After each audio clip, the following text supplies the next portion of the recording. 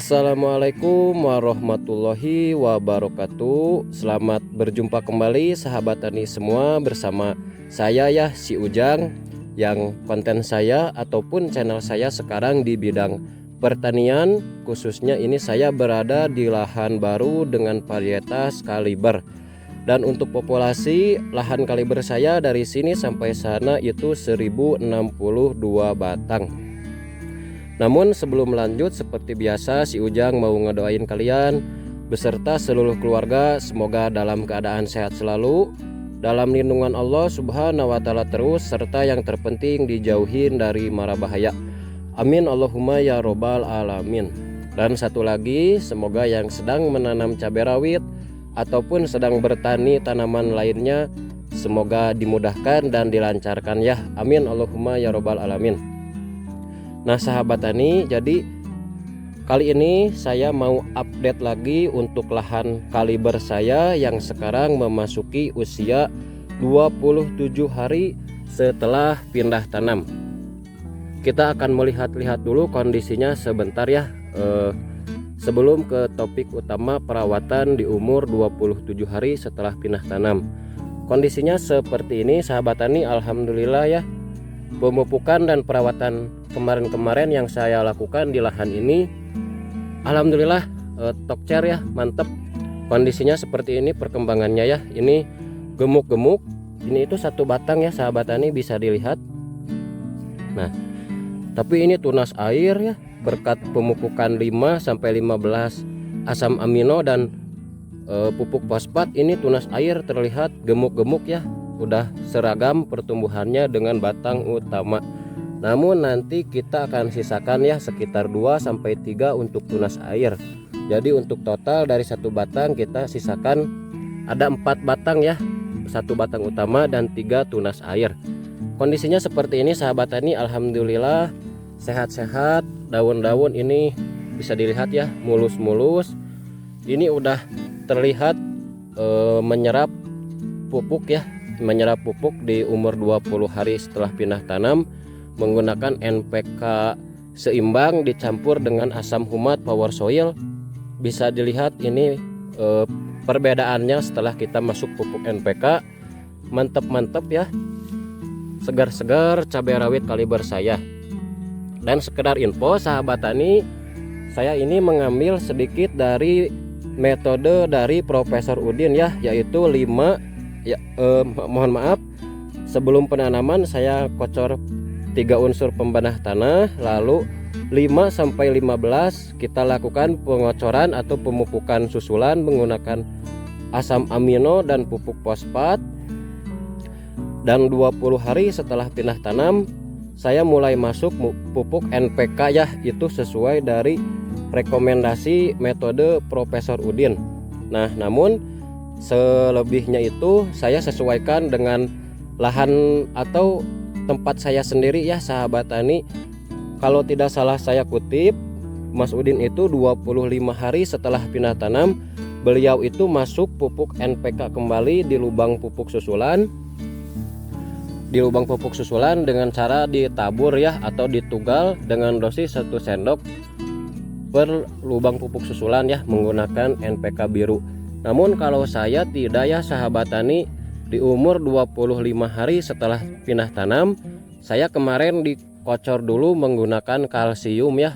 Jadi saya pakai Kalha kemarin yang kandungannya itu kalsium karbonat dan kalsium oksida yang dilengkapi dengan asam humat ya, atau humid acid.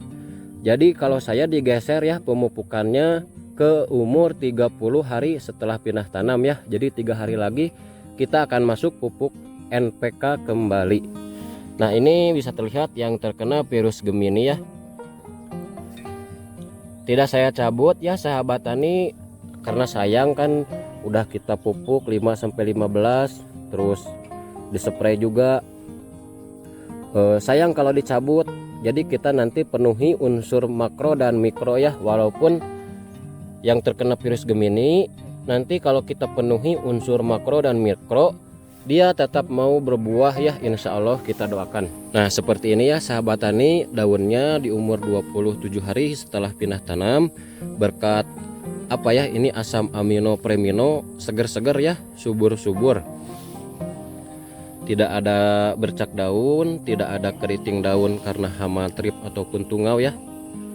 Jadi kalau dalam metode perawatan saya, kita maksimalkan daun itu, atau kita usahakan ya, daun itu tidak ada gangguan sama sekali dari bercak daun, hama trip ataupun hama tungau yang bisa bikin daun pucuk ini keriting. Karena kenapa? Fotosintesis kan berasal dari daun ya sahabat tani. Jadi kalau misalnya daunnya itu terganggu karena keriting ataupun karena bercak daun, otomatis fotosintesisnya juga kan terganggu, pertumbuhannya juga nanti agak sedikit terganggu. Jadi kita optimalkan untuk daun sebisa mungkin mulus ya, tidak ada kendala. Ketika nanti masa generatif, muncul bunga dan menjadi buah, itu kan hasil dari pemasakan nutrisi dari daun. Jadi kalau daunnya mulus, tidak ada kendala, nutrisi yang kita berikan bisa termasak dengan sempurna ya oleh daun.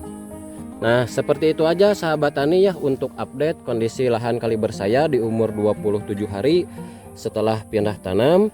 Jadi untuk update hari ini saya mau melakukan penyepraian yang ketiga kali ya sahabat tani. Yang pertama saya melakukan penyepraian di usia 11 hari, lanjut di 22 hari, dan sekarang di 27 hari. Jadi untuk penyepraian saya sebisa mungkin 5 hari sekali ya sahabat tani, 4 hari sekali itu malah lebih bagus. Seperti itu aja, kita langsung aja ke topik ataupun bahan-bahan yang saya pergunakan di penyepraian hari ini di umur 27 hari setelah pindah tanam. Nah, ini udah saya siapkan ya bahan-bahan penyepraian saya di umur 27 hari setelah pindah tanam. Ini ada 4 macam bahan ya, 2 pelindung daun, 1 nutrisi, dan 1 insektisida. Saya mulai dulu dari fungisida. Kemarin 2 kali kita udah spray dengan bahan aktif Propineb ya, yang saya pakai itu Antrakol. Nah, kali ini kita rolling ya dengan bahan aktif Mancozeb. Nah, ini yang saya pakai Ditan ya sahabat tani, dari brandnya Corteva, dengan bahan aktif ini Mancozeb 80%.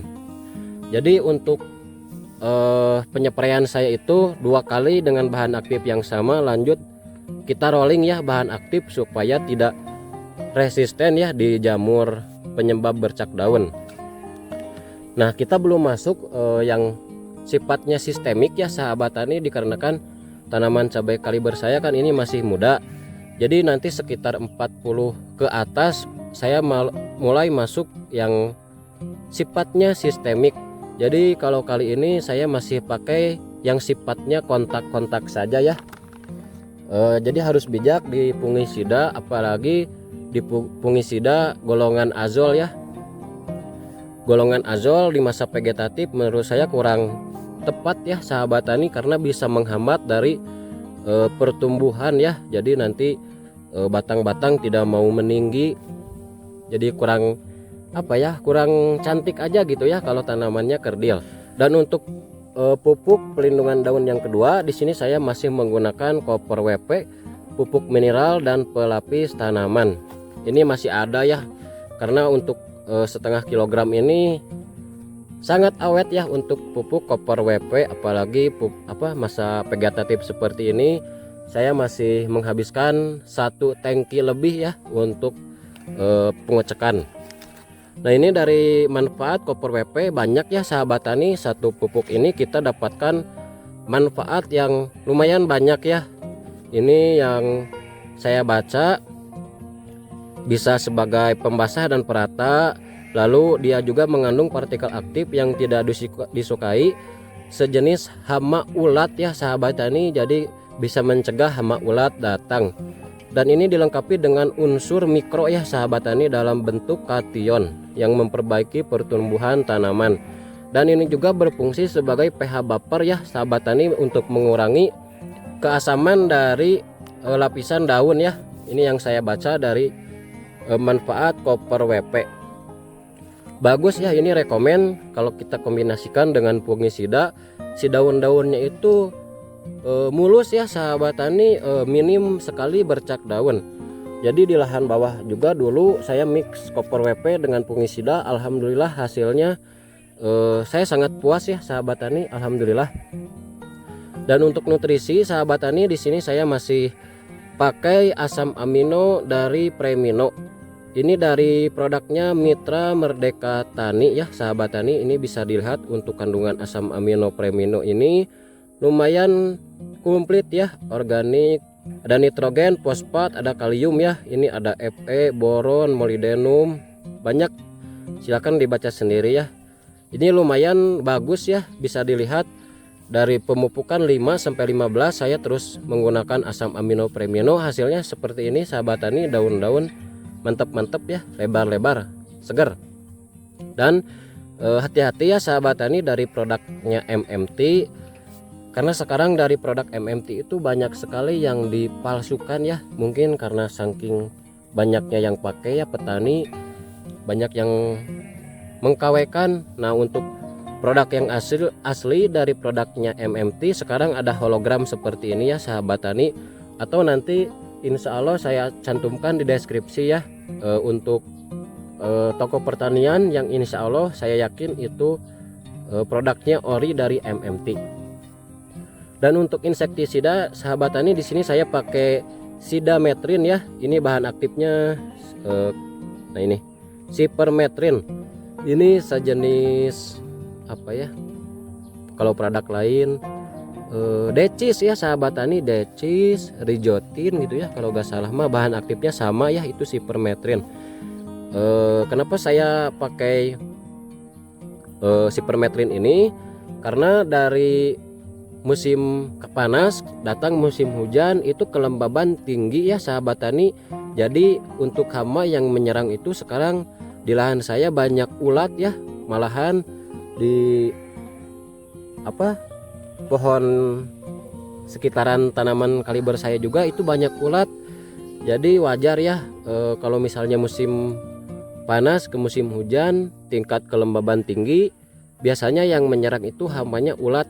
Jadi saya pakai sidametrin ya, yang murah-murah saja, ini sekitar 14.000 untuk kemasan 100 ml. Nah seperti itu aja, kita langsung aja ke dosis yang saya pakai untuk 16 liter air ya sahabat tani. Untuk fungisida mankoseb di sini saya pakai lumayan mulai ditaikan ya, karena curah hujan lumayan tinggi. Saya pakai 2 sendok makan. Dan untuk Copper WP atau pupuk mineral di sini saya pakai 1 sendok setengah. Dan untuk asam amino Premino supaya tanaman tidak stres ya dari perubahan cuaca, saya pakai 30 ml. Dan untuk insektisida sidametrinnya atau sipermetrin saya hanya pakai 15 ml. Kita langsung ke pengecekan.